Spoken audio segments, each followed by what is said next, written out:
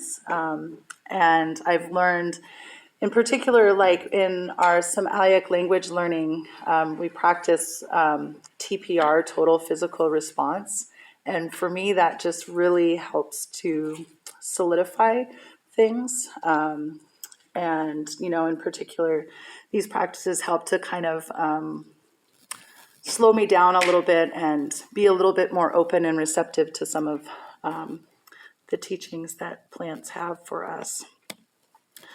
So the next one I have is nettle. And nettle is one of my, absolute favorites. And the teaching with nettle is building inner strength.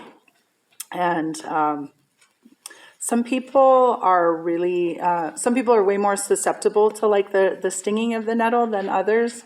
And for whatever reason, it doesn't seem to bother me. And so I can't help but think, that like maybe that's built up on hundreds of years of harvesting from my ancestors. And that's my inner strength there. Really, some of the medicinal properties are as like a cleanser, a tonic cleanser for your liver, your blood, your kidneys. And it has a lot of really strong histamines in it, and it's supposed to be really good for folks who have like seasonal allergies in the springtime. I love to eat it. I cannot get enough of nettle pesto. And it's really, and it's considered to have like the same things as all of the other labeled superfoods that are out there on the market. I hear from a lot of friends who harvest and utilize it that it freezes really well after you blanch it, but I've never tried to do that because I just end up eating it right after I harvest it, or I'll dry it out on my rack and use it as have it as tea throughout the year. One thing that I am really hoping to that nettle will offer to teach me in the near future, my close weaving and harvesting friend and I are really interested in using the fibrous stalks for cordage. So hopefully, like I said, we'll learn that one of these days. Next one is fireweed, which I'm sure most of you are familiar with seeing around. And the teaching of fireweed, the Somaliac name is hash, by the way. I think I forgot to say that on nettles. But the teaching is restorative or restoration. And you can think about that, like oftentimes I've heard, like after like the Mount St. Helens eruption, that fireweed is one of the first things to grow back on like a major landscape type devastation like that, whether it be fires or landslides or whatever. I really love the shoots in the springtime. They're really delicious. And they're really high in vitamin C, and we usually just pick them and come home and saute them up. Medicinally, it's a mild anti-inflammatory, and so you can use the tea or the leaves to make a tea that helps with your digestive enzyme, balancing your enzymes and whatnot.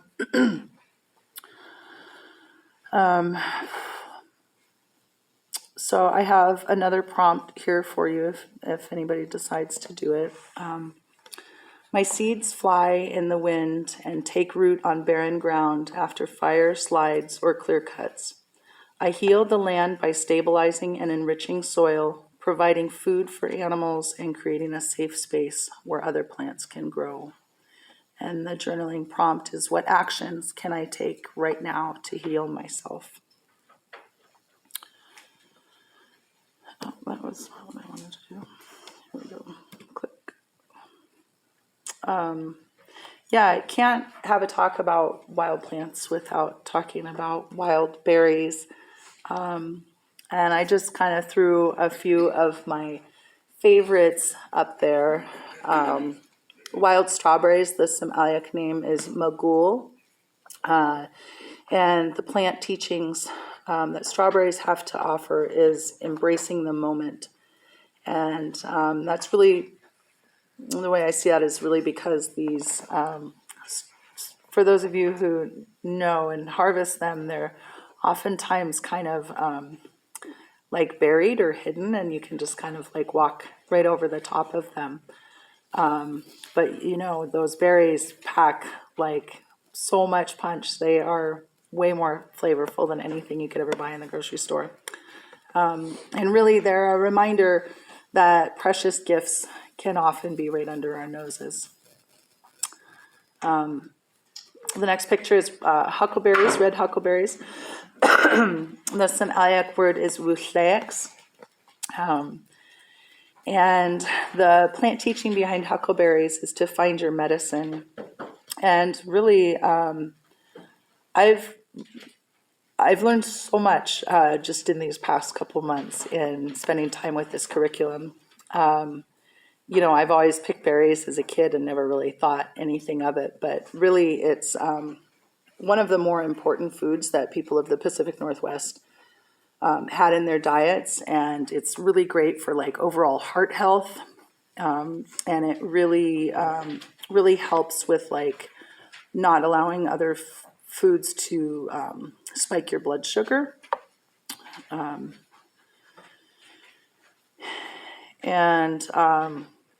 This is a really horrible picture, so my apologies on the end here, but that is salal berries or laughing berries, and I don't know if many Juneau folks are familiar with them because I don't usually see them growing like much farther north than like Wrangell, Petersburg area, but they are by far my absolute favorite berry. And the Samaliak word for them is tsawes, and they're really high in antioxidants. They're not a super sweet berry, and I think that's why I like them. They're more of like a earthy kind of flavored berry, and that's another one that I mix with my wild game a lot. I'll make like a jam, and then I'll use that in a marinade on deer, and that is like, oh, so good. I must be hungry or something. That never happens to us moms, huh? And really the property behind salal berries, the teaching is endurance. And you'll see this, the foliage has these really beautiful, like shiny leaves that I guess are highly prized for like floral arrangements and things. This was news to me. I guess I'm going to go start decorating weddings with salal berries now, or salal leaves. But you'll see those really present throughout the majority of the year, and they're really just a hardy plant that, it can have, hot, dry sun, harsh wind, and can deal with our torrential southeast downpours or whatever southeast decides to throw our way. Let's see here. Oh, no. I want to move on to the next one. There we go. And so the next one is yarrow. And, they talk a lot about, like, as you're starting to learn more about plants, you'll kind of find that, like, one or two plants really sort of call to you. And I feel like Labrador tea and yarrow are probably some of the ones that call to me the most, I would have to say. And yarrow is really about teaching about boundaries. And yarrow is often called the warrior medicine, and that's really because of its strong ability to stop bleeding. Like I even keep in my little car first aid kit, I keep a little bundle of yarrow powder. I think even it's a really great bug repellent, and that's one thing that my kids, if like we're out and about and mom forgets the bug spray, which I often do, they know to grab a little bit of yarrow and, just kind of squish it up and rub it on you. It's a really great bug repellent.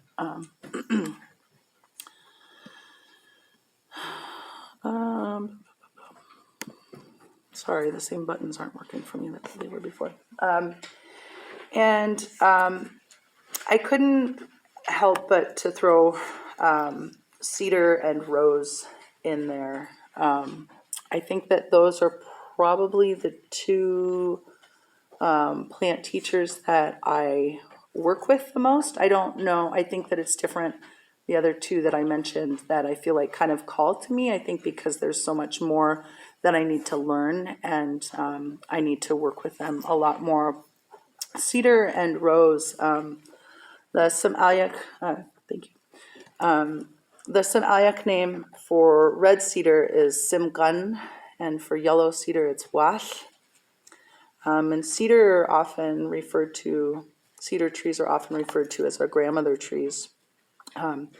And as being a southern southeast girl, I will say I feel a little out of place sometimes when I'm in the woods around here, just because I'm not surrounded by all my cedar trees. And it's always just a really wonderful feeling to be home and be amongst the cedar trees.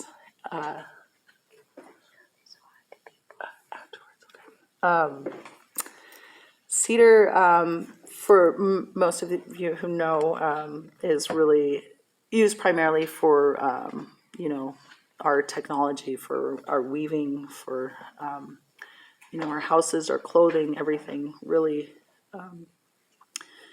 And some of the medicinal properties of cedar is that it can actually be really good. There is a warning to not ingest cedar unless you know what you're doing. But as far as like respiratory health, it's really great to do like steams with, and it helps to open up your lungs a little bit. I really love working with cedar. I didn't grow up weaving. I grew up like her age on the floor or running around when my mom and my grandmother and aunts would be at the Totem Heritage Center taking classes from Dolores Churchill and others.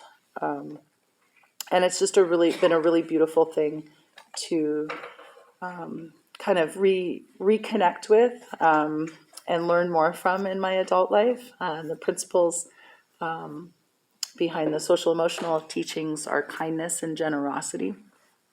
And when I work with cedar, I can't help but feeling like a time traveler. Like I just feel really connected with my ancestors of the past and those who might come in the future. Rose, I put these on here together because I mentioned I've been doing a few different plant teachings, I guess you could say, and mostly what I have done is classes where I'll prep a bunch of cedar bark and I'll teach people how to make cedar roses and kind of talk through a little more in depth about some of these social emotional teachings. Rose, the properties are love and acceptance, and I think it's pretty common across the globe that a lot of people really look to rose as being something that like opens up your heart. I learned a really interesting fact recently that they went out and did like some studies of different vibrations, different frequencies that plants emit, and I guess that rose has like the highest, it vibrates at like the highest frequency out of any of the plants that they studied, which is pretty interesting. I still haven't quite put my finger yet on what that really means, but pretty cool nonetheless. And when we did the plant symposium this summer, we did like this little cheesy infomercial thing where we made some rose just infused with witch hazel, so it's like a facial toner, but we called it Radical Acceptance Spray. because it's really like the teachings behind Rose are to help people, really support people during challenging times, during times of, transition or hardships, and to remember that in the midst of suffering, we're held and protected by something greater than ourselves, and really to help to ground us in acknowledging our realities. Some of my favorite things to do, as I mentioned, the rose facial toner. I always have a bottle of that around and use it kind of like as my stress spray, I guess you could say. I'll give myself a little squirts and be like, okay, radical acceptance, internally and outward, And I love to infuse I'll infuse a jar of sugar. That's what you see in the bottom corner here, and use that for various baking or cocktail or mocktail or, whatever your preference is. Yeah.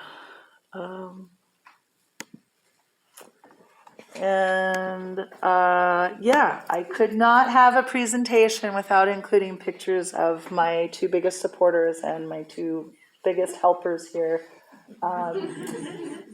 Judah and Celia. It's really just, as I kind of mentioned with, language learning, but it's just really a beautiful thing for me as a parent to like be learning something and then actively be like learning alongside and or teaching my kids, because it really just helps to kind of seal the deal, I guess you could say, so to speak. So these guys are why I continue to do all the stuff that I do, and very, very grateful. And Deutsch Hashem, Gunnik Chish, thank you all for listening.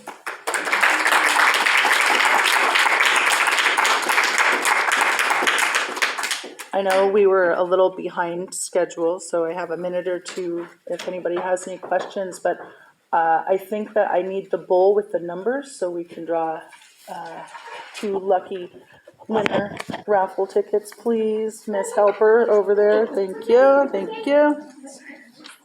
Does anyone have any questions for Heather?